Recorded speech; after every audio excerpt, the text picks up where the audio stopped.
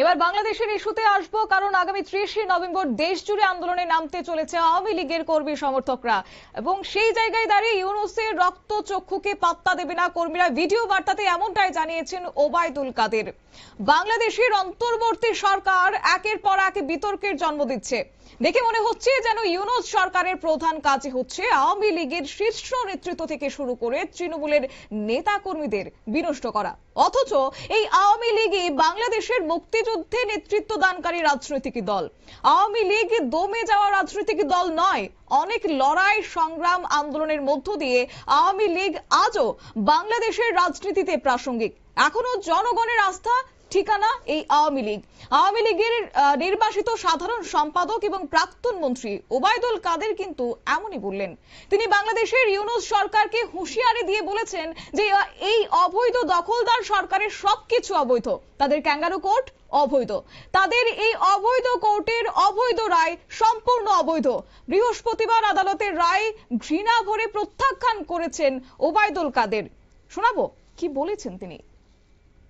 এই ট্রাইব্যুনাল আমরা মানি না। আগেও বলেছি, এখনো বলছি, এই অবৈধ ট্রাইব্যুনালের অবৈধ বিচার, অবৈধ ইউনূস সরকারের এই ট্রাইব্যুনালের বিচার বাংলাদেশের জনগণ ঘৃণা ভরে প্রত্যাখ্যান করেছে। আমরা এই সো-কল রায়কে, এই প্রহসনমূলক রায়কে বঙ্গোপসাগরে নিক্ষেপ করেছে। যারা আজ বাংলাদেশকে অশান্ত করেছে, বাংলাদেশের জনগণের শান্তি বিনষ্ট করেছে, আমরা শপথ নিয়েছি আমরা তাদের শান্তিতে থাকতে দেব না। ইনশাআল্লাহ বঙ্গোপসাগরের মতো আবারও গর্জে উঠবে বঙ্গবন্ধুর বাংলাদেশ, শেখ হাসিনার নেতৃত্বে। আপনারা শুনলেন। তবে 30 নভেম্বর আওয়ামী লীগ ঘোষিত দেশব্যাপী প্রতিবাদ বিক্ষোভ কর্মসূচির বিষয়ে যখন জানতে চাওয়া হয় ওবায়দুল কাদের থেকে, তখন কিন্তু তিনি বলেছেন যে ইউনূসের পতন না হওয়া পর্যন্ত আরো কঠিন কর্মসূচি ঘোষণা করা হবে। শুনুন তবে পুনরায় ওবায়দুল কাদেরের বক্তব্য। ইউনূসের পতন না হওয়া পর্যন্ত 30 নভেম্বর আপাতত টার্গেট। এরপর কর্মসূচি আরো কঠোর কর্মসূচি আসছে। আমাদের কর্মীরা, নেতা কর্মীরা প্রস্তুত হয়ে আছে। আপনারা শুনলেন ওবায়দুল কাদেরের বক্তব্য এবং এই প্রসঙ্গে যাব। আমাদের সঙ্গে যুক্ত হয়ে গেছে প্রতিনিধি শেখ মনিরুল। মনিরুল, কি বলবে?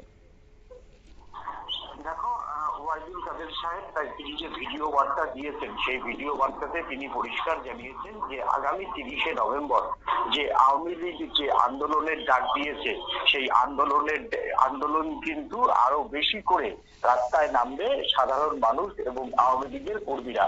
তার যে ভিডিও বার্তা, সেই ভিডিও বার্তার মাধ্যমে যে এই যে গতকালের যে রায় হয়েছে, অর্থাৎ তোমার হচ্ছে হাসিনার যে জেল বা তার পুত্র এবং তার কন্যাকে জেল যে দিয়েছে, সেই রায়কে খুব একটা পাত্তা দিতে চাইলেন না বর্ষিয়ান এই রাজনীতিবিদ এবং প্রাক্তন মন্ত্রী। এবং তিনি বুঝিয়ে দিয়েছেন যে এই রায়কে তারা ডোন্ট কেয়ার মনোভাবের সঙ্গে এবং ঘৃণার মনোভাবের সঙ্গে দেখছেন। মানুষ যেহেতু তাদের পাশে রয়েছে এবং ডিপ স্টেটের কিছু সমর্থন এবং জামাত সহ অন্যান্য বেশ কয়েকটা জঙ্গি সংগঠনের জন্য ইউনূস সরকার চালিয়ে যাচ্ছে, সেই সরকার বেশি দিন টিকবে না বলেও কিন্তু তিনি জানিয়েছেন। এবং পাশাপাশি যে 30 তারিখ, সেই 30 তারিখ কিন্তু আন্তর্জাতিক মিডিয়া সহ বহু দেশের কিন্তু নজর থাকবে আওয়ামী লীগের এই তোমার হচ্ছে আন্দোলনের উপর। কারণ ইউনূস সরকার আমরা দেখেছিলাম যে এই নভেম্বর মাসেই যেভাবে দেশ জুড়ে প্রায় 1000 জনের নেতাকর্মীকে যেভাবে গ্রেপ্তার করেছেন, অর্থাৎ তৃণমূল স্তরে কোনো আন্দোলন করতে নামলেই সাথে সাথে বাংলাদেশ পুলিশ তাদেরকে গ্রেপ্তার করে জেলে পুরছে। কোনো একটি রাষ্ট্রে বিরোধী দলের রাজনীতির অধিকার থাকবে, বিরোধী দলের নেতা কর্মীরা তারা রাস্তায় নেমে প্রতিবাদ করবেন, এটাই স্বাভাবিক। কিন্তু বিরোধী দলকে সবসময় বেআইনি ঘোষণা করে তাদেরকে এইভাবে রাজনীতি করা যায় না। বিশ্ব রাজনীতি কিন্তু এখন আওয়ামী লীগের উপর অনেক বেশি প্রীতিশীল, এবং তোমার হচ্ছে বিশ্ব তারাও মনে করছেন, অনেকেই ইউনূসের উপর প্রেশার দিচ্ছেন যে আওয়ামী লীগের উপর যে নিষেধাজ্ঞা ইউনূস সরকার জারি করেছে সেই নিষেধাজ্ঞা তুলে দেওয়ার জন্য। অর্থাৎ জামাত আর আওয়ামী লীগ দুটোকে এক করে নিয়ে ইউনূস এখন কোনটা দুধ আর কোনটা ঘোল সেটাই কার্যত ভুলে যাচ্ছে বলে মূলত অভিযোগ তোমার আন্তর্জাতিক মহলে। জামাত সবসময় জঙ্গি একটা সংগঠন, তারা জঙ্গিদেরকে সঙ্গে নিয়ে তারা বাংলাদেশের রাজনীতিতে নাম লিখিয়েছেন। আর আওয়ামী লীগ হচ্ছে বাংলাদেশের জন্মকাল থেকে এই রাজনৈতিক দলটি তারা রয়েছেন। সেই সংগঠনকে বা সেই রাজনৈতিক দলকে নিষেধাজ্ঞার কবলে চাপিয়ে কখনোই কোনোদিন রাজনীতির মূল স্রোতে ইউনূস থাকতে পারে না বলেও কিন্তু তারা কিন্তু জানাচ্ছেন। এখন দেখার যে 30 নভেম্বর যে আওয়ামী লীগের যে আন্দোলনের তারা যে ডাক দিয়েছে সেই আন্দোলনকে মানে কতটা মানে নির্মম ভাবে এখন ইউনূস সরকার দমন করে কিনা এখন সেটাই দেখার। ধন্যবাদ।